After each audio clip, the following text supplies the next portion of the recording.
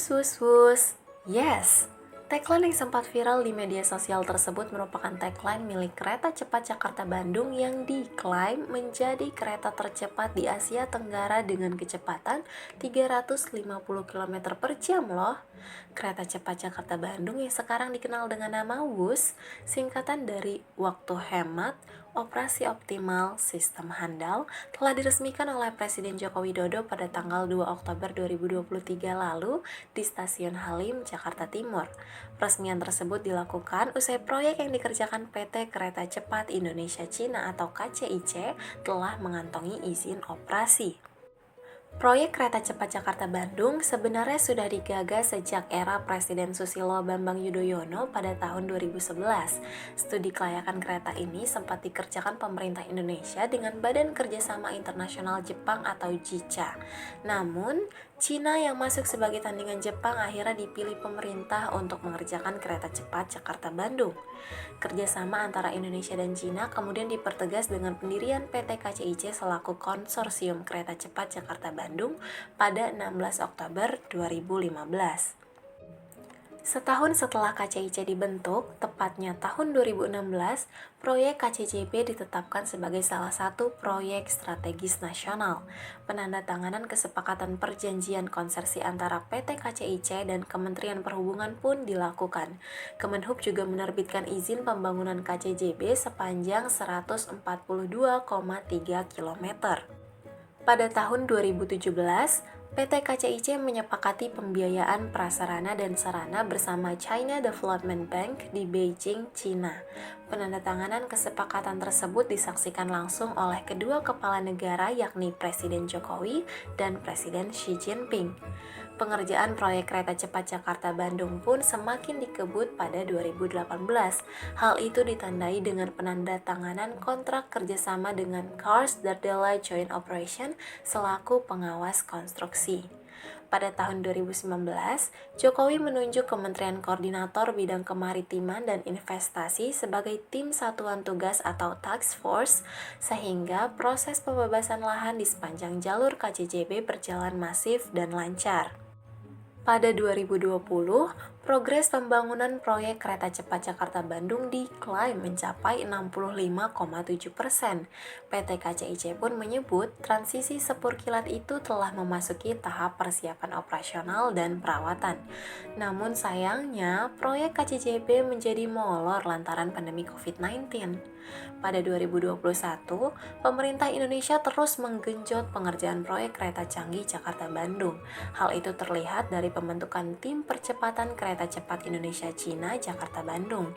Pada 31 Oktober 2021, trainset kereta KCIC 400AF pun rampung diproduksi oleh pabrik CRRC Qingdao Shifang di Shandong, Cina.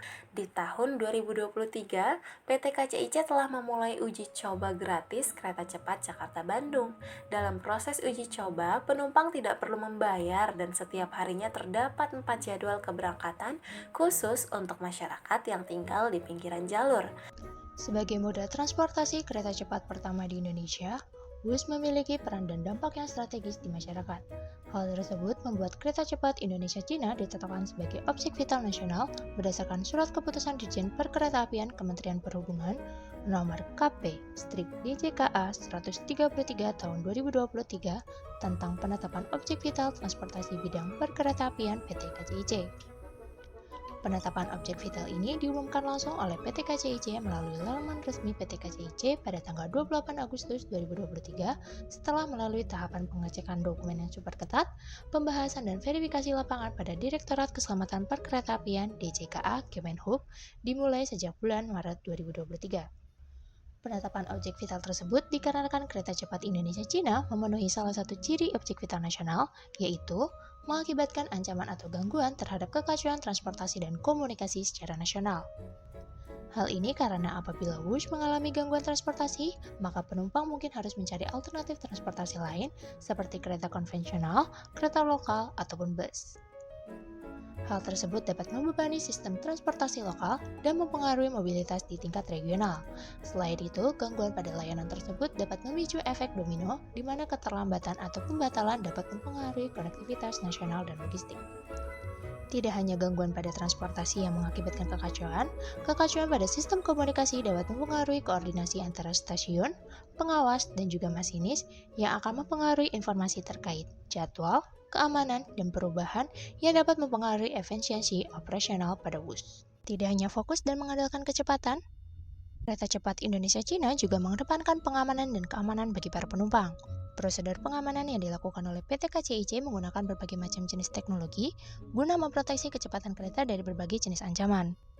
Seperti memasang CCTV pada jalur kereta sebagai bentuk monitoring dalam mencegah benda asing masuk dalam jalur kereta, memasang 7 sensor gempa di sepanjang jalur kereta, 17 unit alat sensor yang mampu mengukur arah dan kecepatan angin, 8 sensor hujan yang memberikan informasi terkait intensitas curah hujan, serta pemasangan Lightning Protection System atau LPS guna melindungi kereta dari ancaman sambaran petir. Hal ini dilakukan sebagai bentuk upaya PT KCIC dalam mengantisipasi terjadinya kecelakaan saat kereta beroperasi. Selain pada badan kereta, PT KCIC juga memasang sensor Disaster Monitoring Center di sepanjang jalur kereta dan Disaster Monitoring Terminal pada stasiun Tegaluar yang berfungsi sebagai pusat pengelolaan data bencana. Pengamanan pada jalur kereta juga dilengkapi dengan 2 jenis emergency brake, yaitu emergency brake EB yang bekerja atas perintah di ruang kontrol kemudi dan emergency brake UB yang aktif ketika fungsi automatic train protection atau ATP dijalankan.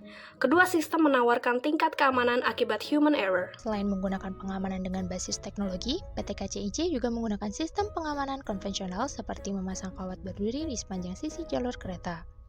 Hal tersebut dilakukan guna mencegah benda asing dan seseorang yang tidak memiliki wewenang masuk ke dalam jalur kereta. PT KCIC juga turut bekerja sama dengan pihak Polri dan TNI dalam melakukan pengamanan dan keamanan kereta. Kerjasama tersebut berbentuk penyuluhan terhadap masyarakat agar tidak melakukan aktivitas yang dapat menyebabkan bahaya saat kereta beroperasi. Ancaman kejahatan di KCIC. Kereta cepat Jakarta-Bandung menjadi primadona baru dalam modal transportasi di Indonesia. Kecepatan, kemewahan, dan kemudahan aksesnya menarik minat banyak masyarakat Indonesia. Namun, di balik gemerlapnya, potensi kejahatan di KCIC pun mengintai. Berikut beberapa ancaman kejahatan di KCIC beserta penanggulangannya. Kejahatan di dalam kereta. Yang pertama ada copet dan pencurian barang berharga.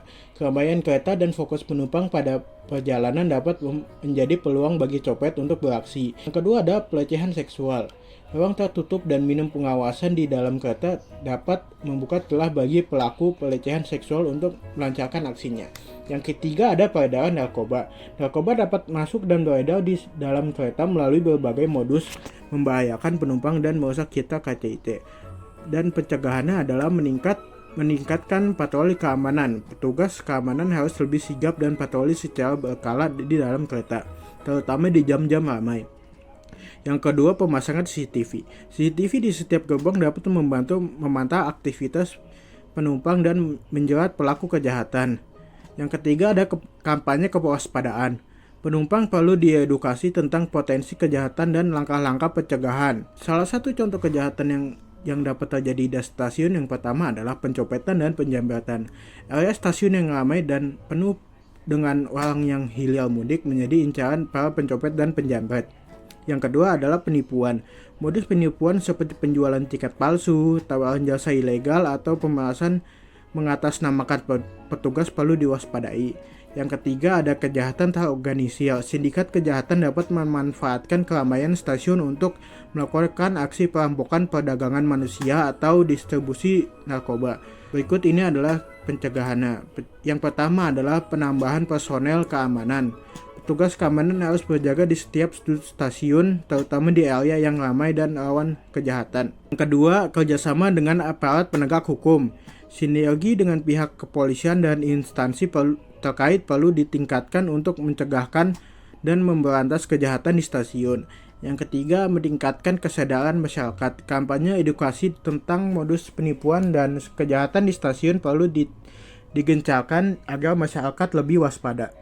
Teori kriminologi yang kelompok kami pilih yaitu teori CPTED, Crime Prevention Through Environmental Design, merupakan teori pencegahan kejahatan yang berfokus pada desain taktis dan penggunaan lingkungan binaan yang efektif, yang bila diterapkan dapat mengurangi kejahatan dan rasa takut terhadap kejahatan.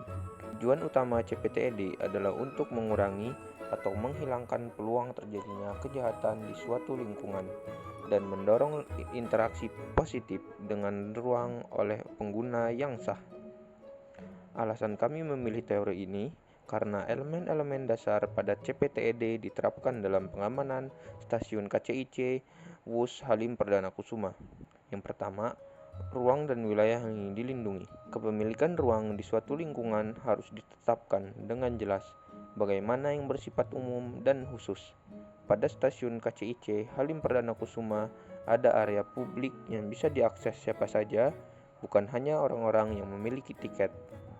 Ada juga area tunggu khusus hanya bagi pengguna yang telah memiliki tiket, dan ada pemeriksaan tiket sebelum memasuki area tersebut. Elemen yang kedua, pembatasan melalui pergerakan. Pembatasan akses, keluar masuk, dan pergerakan. Tingkat pergerakan yang tinggi memungkinkan pelaku kejahatan untuk masuk dan keluar dari suatu area, memungkinkan identifikasi target, dan meningkatkan anonimitas. Pada stasiun KCIC Halim Perdana Kusuma, pembatasan gerak diaplikasikan dengan hanya ada satu jalan menuju area tunggu penumpang. Jalan khusus taksi dan ojek online dibedakan dengan jalan para pengguna mobil pribadi. Hanya ada satu jalan menuju MRT, dan hal ini membatasi gerak seseorang yang ingin melakukan kejahatan. Elemen yang ketiga yaitu pengawasan. Pengawasan yang baik menghasilkan kemungkinan kejahatan terjadi sangat kecil. Desain area yang mudah diawasi oleh siapapun, baik petugas keamanan maupun masyarakat sipil, akan lebih mudah untuk melihat gerak-gerik mencurigakan yang beresiko terjadi kejahatan. Pada stasiun KCIC Halim Perdana Kusuma, area stasiun didesain untuk mudah diawasi. Penjaga keamanan dapat dengan mudah mengawasi pergerakan mencurigakan. Begitu pula dengan masyarakat sipil yang berada di area stasiun. Elemen yang keempat, keamanan fisik. Keamanan fisik yang ada di stasiun KCIC Halim Perdana Kusuma berupa kamera CCTV, pintu masuk area tunggu penumpang dengan tiket, dengan pemeriksaan X-ray pada barang-barang dan deteksi logam pada tubuh para penumpang, dan alat pemadam api ringan yang tersedia di banyak lokasi. Yang kelima, manajemen dan perawatan. Manajemen dan perawatan ini berfungsi agar gangguan-gangguan dapat dideteksi lebih awal dan perawatan alat-alat deteksi kejahatan dapat terjaga dengan baik. Pada KCIC Halim Perdana Kusuma, pihak KCIC berkolaborasi dengan Polri guna memitigasi gangguan yang kemungkinan timbul.